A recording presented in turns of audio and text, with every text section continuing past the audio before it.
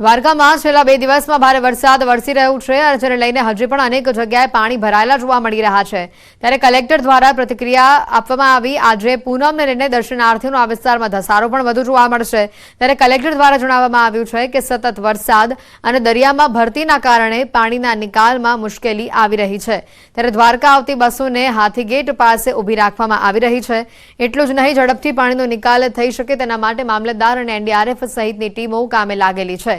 પાણી પુરવઠા વિભાગે રાજકોટથી મોટી કેપેસિટીના પંપ મંગાવી પાણી નિકાલની કામગીરી હાથ ધરી છે। ત્યારે દ્વારકા આવતા તમામ યાત્રાળુઓને શાંતિ જાળવવા અને સહકાર આપવાની અપીલ કરવામાં આવી છે।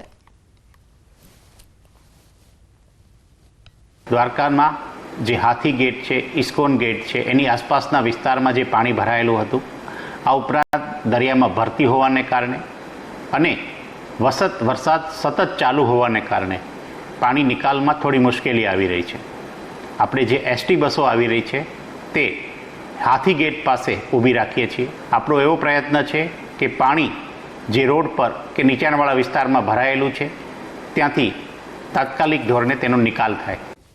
નદી પાણીથી પારાવાર હાલાકી જોવા મળી રહી છે। મીઠાપુરમાં સૂરજ કરાડીમાં હજી પણ વરસાદી પાણી ઓસર્યા નથી અને મુખ્ય માર્ગ અને ઘરો હજી પણ પાણીમાં ગરકાવ છે।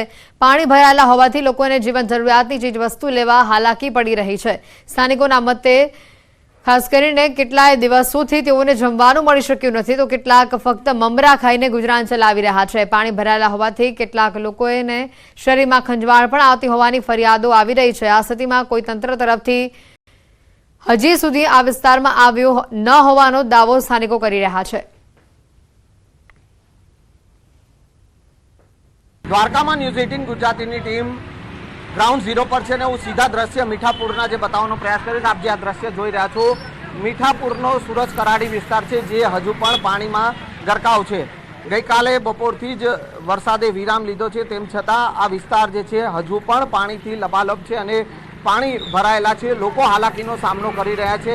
ઘરોમાં પાણી ઘૂસી ગયા હતા એના કારણે એના લોકોને પણ મુશ્કેલીનો સામનો કરવો પડ્યો છે। કેટલાક લોકો છે આપણી સાથે, તેઓ પાસેથી પણ જાણીશું કેવી તકલીફ પડી રહી છે। આ તકલીફ સુતા નથી 2 દિવસ, એમને ખાટલા ઉપર અલગ બધું ચડે। કેવી તકલીફ પડી? આ તકલીફ આમ મમરા ખાઈને મજા કરીએ છીએ, બાકી મજા કઈ નથી। વરસાદનું પાણી તો ભરાઈ ગયું, અમારા ઉદ્યોગમાં અટકલોજી પાણી છે તો ખ્યાલ પડે તમને ખરેખર કેવી તકલીફ પડે છે। સનાલ પાણી ક્યાં જવું એટલે પાણી બધેમાં। તો આ સ્થિતિ જે છે તે અત્યારે અહીંયા સૂરજ કરાડી વિસ્તાર છે જે મીઠાપુરનો, અને ત્યાં આ પ્રકારની તકલીફનો સામનો જે લોકો કરી રહ્યા છે। જે પાણીમાં જે તેમના વ્હીકલ જે બંધ પડી જાય તો તે વ્હીકલને ધક્કા મારીને લઈ જવાની ફરજ પડી રહી છે। એટલે આ મુશ્કેલીનો સામનો અહીંયા દ્વારકાના મીઠાપુર જે છે ત્યાં પણ લોકો હાલાકી ભોગવી રહ્યા છે। કેમેરામેન હિરેન શાહ સાથે સંજય ટાંક, ન્યૂઝ 18 ગુજરાતી, દ્વારકા। દ્વારકામાં વરસાદે વિરામ તો લઈ લીધો, પરંતુ પાણી હજી સુધી ઓસર્યા નથી। દ્વારકાના મીઠાપુરમાં હજી પણ પાણી ઓસર્યા નથી। રહેણાંક વિસ્તારો પાણીમાં ગરકાવ છે। વરસાદી પાણી ભરાતા લોકોને હાલાકી વેઠવાનો વારો આવ્યો છે। દ્રશ્યમાં જોઈ શકાય છે લોકોના અડધા વાહન આ પાણીમાં ડૂબી ગયા છે। કમર સુધીના પાણી આ વિસ્તારોમાં ભરાયેલા જોવા મળી રહ્યા છે।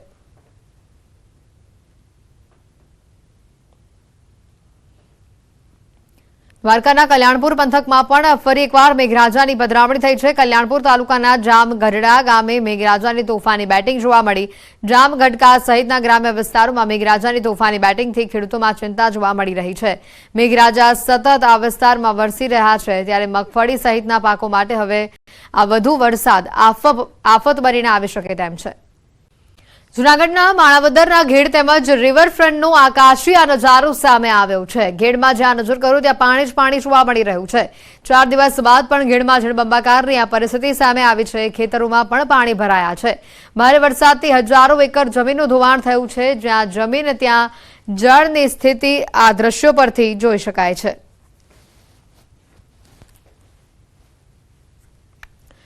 જૂનાગઢના આકાશી આ દ્રશ્યો સામે આવી રહ્યા છે। ગઢ પંથકમાં જે ભારે વરસાદ વરસ્યો હતો, જેના કારણે જળબંબાકારની પરિસ્થિતિનું નિર્માણ થયું છે। ઘણા ખેડૂતોના ખેતરોની અંદર પણ તળાવ જેવી પરિસ્થિતિ જોવા મળી રહી છે। સ્થળ ત્યાં જળની પરિસ્થિતિનું નિર્માણ થતા લોકોમાં પણ ચિંતા જોવા મળી રહી છે।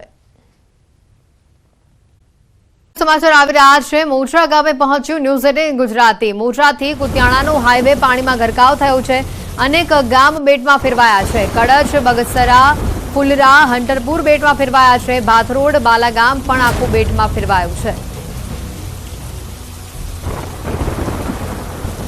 પોરબંદરમાં જે રીતનો આ માહોલ જોવા મળી રહ્યો છે, વધુ માહિતી મેળવીશું. અંકિત અમારી સાથે ફોન લાઈન પર સંવાદદાતા જોડાઈ ચૂક્યા છે. અંકિત, જે રીતના આ દ્રશ્યો જોવા મળી રહ્યા છે, આખો વિસ્તાર બેટમાં ફેરવાયો તે પ્રકારની પરિસ્થિતિ, આપની પાછળ પણ જ્યાં નજર પડી રહી છે ત્યાં માત્ર પાણી જ પાણી જોવા મળી રહ્યું છે.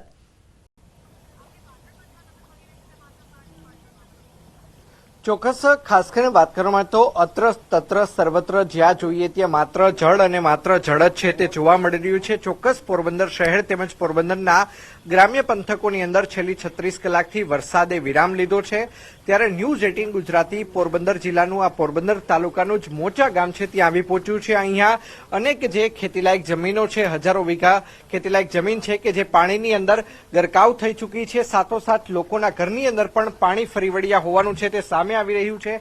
અહીંના જે લોકો છે આપણે તેમની સાથે જ વાતચીત કરવાનો પ્રયત્ન કરીશું. દાદા, શું કહેશો, કયા પ્રકારની પરિસ્થિતિ તમારા ગામની? અમારા ગામમાં બહુ ભયંકર પરિસ્થિતિ છે. પાણી આવી જાય તો બહાર નીકળી જવું પડે. અંદાજિત કેટલા ઘરોની અંદર પાણી ઘૂસી ચૂક્યા હતા અને કેટલા વીઘા જમીનની અંદર અત્યારે પણ પાણી છે? પાણી તો અટાણે ગેડ પંથકમાં બધામાં પાણી જ છે અને જો હજી વરસાદ આવી જાય તો અમારે ત્યાં અહીં રહેવાય નહીં. આ ગામ વાસ ખાલી કરીને બહાર નીકળવું પડે. આખો વાસ જ ખાલી કરી નાખવો પડે? આખો વાસ ખાલી કરી નાખવો પડે. ચોક્કસ. તો અન્ય ગ્રામજનો પણ છે, શું કહેશો, ખાસ કરીને તમારી પરિસ્થિતિ કયા પ્રકારની છે? દર ચોમાસે કયા પ્રકારની પરિસ્થિતિ અહીંયા સર્જાય છે? પરિસ્થિતિ તો આ મેલી પરિસ્થિતિ તો આવ્યા રાખે વારંવાર. પછી તો અમારે તો જો ઘરોમાં પાણી બાણી પહોંચી જાય તો પછી અમારા છોકરા લઈને ઉછેરે ભાગી જાય. તે શું કરે? કાસા પાસા મકાન છે, અમારે પાસે મકાને રહેવા નથી. ખાસ કરીને આજે સ્ટેટ હાઈવે બંધ છે. મોચા ગામથી માની લ્યો કે કુતિયાણા જવું છે, બાટવા જવું છે, માણાવદર, તો અહીંયાથી જઈ શકાય એવી પરિસ્થિતિ છે ખરી? નહીં, અટાણ કોઈ જાતની પરિસ્થિતિ છે ને. અટાણ હાવ રસ્તો પેક થઈ ગયેલો પડ્યો છે.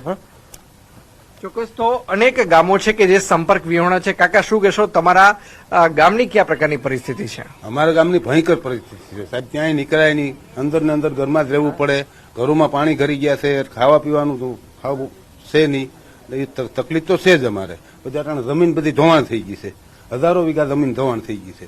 જમીનમાં કઈ થાય જ નહીં. આવી પરિસ્થિતિ છે સાહેબ. ખાસ કરીને ખેડ પંથકની વાત કરીએ, કેટલાક ખેડૂતો હોય છે કે જે વર્ષમાં 3 પાક લે, કેટલાક 2 પાક લે. ખેડ પંથકનો જે ખેડૂત છે એ વાવણી ક્યારે કરી શકે ને વર્ષમાં કેટલા પાક છે ખેડ પંથકનો ખેડૂત છે તે મેળવતો હોય છે? શિયાળાનો ચણાનો એક જ પાક લઈ શકે છે. શિયાળામાં જ થાય. બાકી તો 4 મહિને પાણી ભર્યું રહે. શિયાળામાં એક જ ચણાનો પાક લઈ શકાય. ચોક્કસ. તો જોઈ શકાય, હું દ્રશ્યો પણ બતાવી રહ્યો છું. અન્ય પણ લોકો આપણી સાથે છે. શું કહેશો, કે આ પ્રકારની પરિસ્થિતિ તમારા ગામની? અમારા ગામમાં તો ભયંકર પરિસ્થિતિ છે. આજ ઓછામાં ઓછા 4 દિવસ તો એક ધારો વરસાદ ચાલુ છે. આમ ઠેક ઠેકાણે પાણી છે. કાલ કળશની એક બોડી એક ભાઈનું એક્સપાયર થઈ ગયું હતું. તેને અમે બોડીમાં અહીંથી એટલે પાણીમાં અમારે છે કળશ પુગાડવો પડ્યો હતો. એ હોડામાં અમારા માધોપુરના પીએસઆઈ સાહેબ શ્રી હતા, પછી એસડીઆર ની ટીમ હતી, એની સાથે લઈને અમે અહીંથી 2 કિલોમીટર લગણ અમારે હાલીને જવું પડ્યું હતું. ત્યાં જઈને અમે હોડીમાં 5 જણાને, એ 5 જણાને જ ખાલી લઈ જવું. 4-5 જણા તો હજી અમારે 10 જણા તો હજી અહીં રોકાણા છે. 10 જણાને અમે અહીં રહેવાની વ્યવસ્થા કરી છે. હજી અમારે પાણી ઓસર્યું નથી. આ ઓછામાં ઓછું સાથે પાણી છે. હજી આથી આગળ વધારે પાણી છે. આ પાણી છે એ કેટલા દિવસ રહેશે? કારણ કે 36 કલાકથી તો વરસાદ બંધ થઈ ગયો છે. તેમ છતાં આ પાણી ઓસરતા કેટલો સમય લાગશે? આ પાણી ઓસરતા તો અમારે ઓછામાં ઓછા 10 દિવસ લાગશે. ઓલું પાણી ઓસરતા હજી ઓછામાં ઓછા 4 દિવસ તો લાગવાના છે. આ પાણી ઓસરતા 10 દિવસ. આ રસ્તો બંધ જ રહેશે. ચોક્કસ. તો 10 દિવસ સુધી હજુ પણ આગામી આ સ્ટેટ હાઈવે છે તે બંધ રહેશે. હું કેમેરામેનને વિનંતી કરીશ કે તે આ દ્રશ્યો છે તે બતાવવાનો પ્રયત્ન કરે. આપણે આગળ જવાના છે તે પ્રયત્નો કરી રહ્યા છીએ. ચોક્કસ. હાલ અત્યારે મોચા ગામે ગોઠણ ડૂબ પાણી છે. અહીંના જે ખેડૂતો છે તેમનું કહેવું છે કે ચોક્કસ ચોમાસાની અંદર જે ખેડ વિસ્તાર તે પાણીની અંદર બેટની અંદર ફેરવાઈ જતો હોય છે, પરંતુ ખેડના જે ખેડૂતો છે તે માત્ર વર્ષમાં એક જ પાક લઈ શકે તેમ છે અને તે માત્ર ને માત્ર શિયાળાની અંદર કેટલાક જે ખેડૂતો છે તે ચણાનો પાક લે છે, તો કેટલાક જે ખેડૂતો છે તે ખાસ કરીને ઘઉંનો પાક લેતા હોય છે. પરંતુ મોટા ભાગના જે ખેડૂતો છે અહીંયા વધુ પ્રમાણમાં તે ચણાનો જ પાક લેતા હોય છે.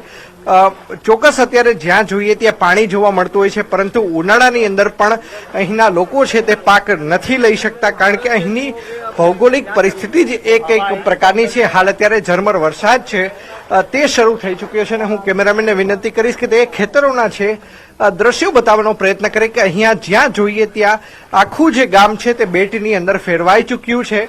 જે ખેતી લાયક જે જમીન છે, હજારો વીઘાની અંદરની આ જે જમીન દેખાઈ રહી છે, આ તમામ જગ્યાએ જ્યાં જોઈએ ત્યાં અત્ર તત્ર સર્વત્ર માત્ર ને માત્ર જળ છે તે જોવા મળી રહ્યું છે. અને આ સ્ટેટ હાઈવે છે તે બંધ હાલતમાં પડ્યો છે.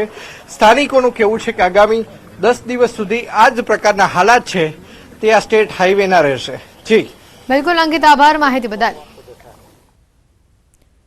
પોરબંદરના અનેક ગામો બેટમાં ફેરવાયા છે. આ તસવીર